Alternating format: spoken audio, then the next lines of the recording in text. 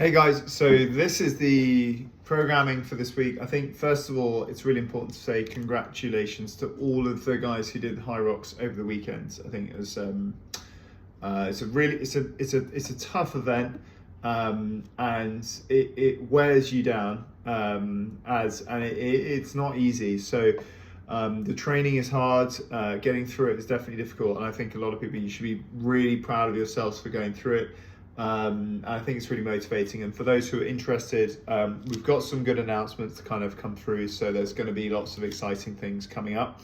We're going to be, from June, we're going to be doing a run club at 8 o'clock on Sunday mornings, and we're going to be doing moving the 10 a.m. class to 9 a.m, so it kind of gives you a bit more time on your Sundays, which I think is just better in general.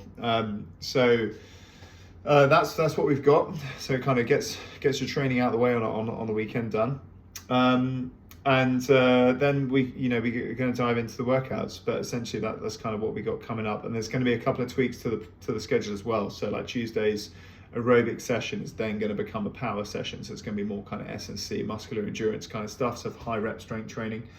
You can see this. I just cut myself shaving earlier on today. So anyway. So that's what we've got. Bled a lot. So that's what we have, like, sort of the changes, I think, and we've come up with as a team of our debrief today, talking about the High Rocks and how we can serve you and get you to those races and really kind of make you excel. The programming, CrossFit programming, which I think is a really good complement to the High Rocks, because it's explosive, it's powerful, it's working on building strength, it's also very technical, so it's really engaging up here, which I love about CrossFit. It's why I've been doing this all this time. It's, when did I start? Back in 2011, maybe 2010, so 15 years. It's a long time to be doing anything really, and still doing it. I've probably done 3 times a week, every week for that amount of time or more. So I probably averaged 3 times a week for the last 15 years. It's a lot of workouts. So with this, we've got, in terms of the workouts, we follow the CrossFit affiliate programming. It's a really good program. I think, certainly I sort of hear people, sort of bashing it, and there is no substitute for variety in following a CrossFit program and doing it consistently. It doesn't matter who you are, and it's just going to shift you across the wellness curve, because of the right balance with this, and it gives you the right variety of kind of strength to kind of endurance and gymnastic, and it's just very, very balanced. And I follow quite a few different programs. I really like it because it's sort of it's straightforward, simple, and it's easy to follow, and it's also good for our coaches because they know exactly how to exactly what to go and do, and then we're kind of looking at progressions. So the other thing with achieving kind of any athletic endeavor is also thinking about, there's 2 things. I'm going to put this in the kind of newsletter, and it's to do with fixed and growth mindset. So this goal of being able to accomplish your High Rocks, working towards that race, that is just a milestone in your journey, and sometimes it's easy to forget that. It's easy to think that's the most important thing and that's the end, and it's not. Those even sort of in the whole process of training, getting your first pull up, or kind of doing first full Murph, or kind of do, which we got coming up in the month, or doing a big race or running a marathon. Like, those are just literally, those are kind of figurative milestones along your kind of fitness journey. So we sort of taking this big picture approach and kind of thinking, I want to develop it. And growth mindset is always something which we can apply on a small scale. So let's say that you're finishing off an AMRAP and you've got 1 minute left, and you can only complete half a round. You just think, well, I'm just gonna, the fixed mindset would be I stop and I just rest for the minute, and I know that because of what's the point? I can't complete that last round. There's no point. Whereas growth mindset would be like, I've got a minute, I'm going to see how much I can get done in that minute. And that would be the kind of difference. You can apply it to literally any area of your life. And from what I've seen as a coach is that the areas of our life that we struggle with are usually areas in our life that we tend to adopt a fixed mindset. I can't do this, I'm no good at this, what's the point? Or, I get to a goal and I stop, I'm all or nothing, I'm on it. That's a massive part of being being in a kind of constant cycle of sort of stop-start training or stop-start anything. Whether it's journaling, whether it's meditating, whether it's going to bed early, whether it's drinking alcohol, like there is the kind of things that sort of tend to be more kind of fixed mindset about, generally speaking. Tracking things, tracking your stats, tracking your weights, all that kind of stuff. Growth mindset is focused upon, I'm going to do what I can. I'm going to just look at this and I'm going to focus. I'm going to develop this skill and I'm going to continue to work on it and I'm just going to keep practicing it. And I know that I'll get better. So growth mindset tends to have no fixed end date. And we just treat like sort of races as things as something that is literally just something that I kind of achieve along the way. And I know that I'm going to improve. So it's something to think about, and I think it's something we especially want to do now that you've sort of finished the London High Rocks. It's a massive event, hugely popular, but then it's that sort of come down. Ugh. I've done it. What next? Can't run it fast. I can't do that. You have to shift the focus away and kind of work on making yourself a better athlete overall. Where am I weak? Where was I weak, etc. So there we go. I hope that wasn't too boring. I hope it's useful because I find that, this is something that we can all do with more of. So when it comes to the workouts for next week, so there's 0 heavy days next week. So it's all focused on conditioning. Now I'm going to go through the intermediate scalings for this because I want you to understand it.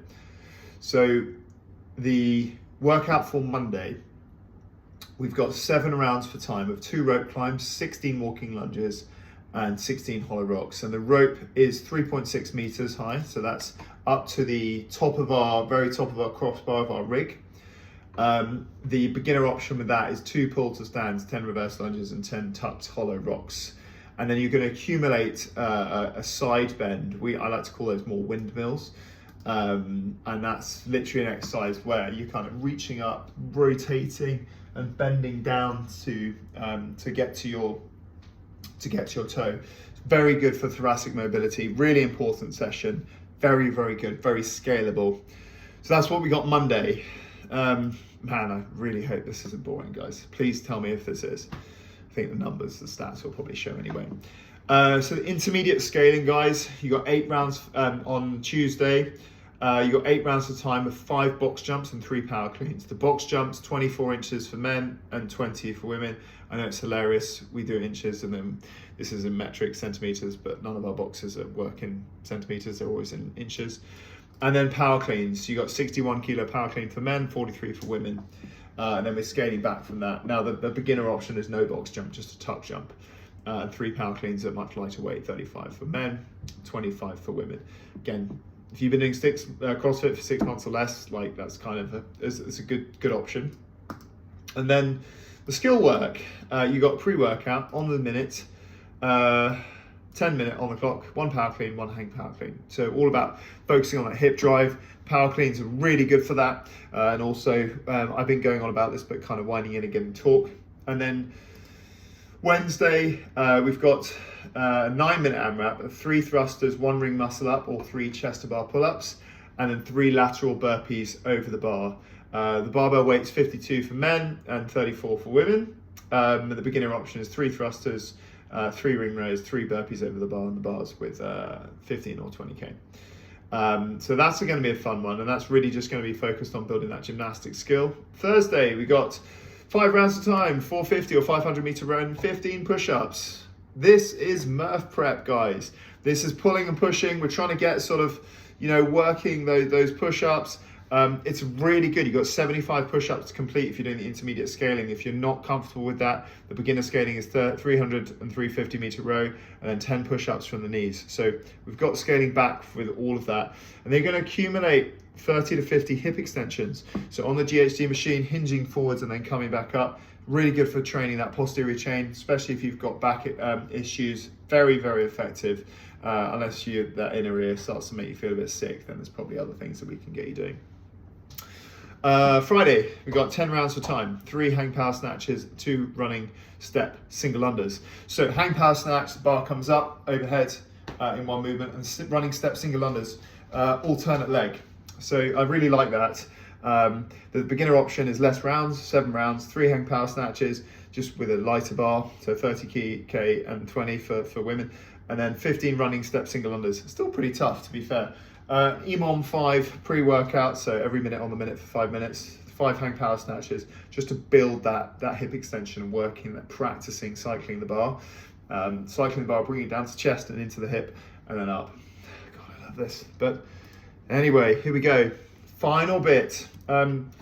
You've got final weight workout on Saturday, 3 rounds for time, 800 meter run, 15 pull-ups, and 45 air squats. Again, very Murph prep, also good for you Hyroxers, because usually probably good at running, probably good at squats, not so good at pull-ups. So that's the thing that is worth working on. There's beginner option, 3 rounds for time, 400 meter run, 10 banded strict pull-ups, and 20 air squats. There's all levels to this. So with anything, we could take this workout even further. You could say weighted vest run, 20 chest to bar pull-ups, 60 back squats, or 60 squats with a weights vest, for instance. And you can take it right back, a 200 meter walk, and then 10 ring rows, and then 10 squats to a box. There's different levels to all of this, and everyone is on their journey. So just reminding yourself that. So anyway, please let me know if this is valuable. And if you find it, just any kind of comments are really, really helpful. Also, hitting subscribe does help. So yeah, that'd be great. Guys, thanks so much for joining in. I know Sundays we do run a strength conditioning session that is going to be on the day, but usually this cycle we're currently focusing on deadlifts and push presses to make sure your bracing is feeling good. So you could do Saturday and Sunday back to back this week. Anyway, guys, have a great week, and we'll see you in the gym.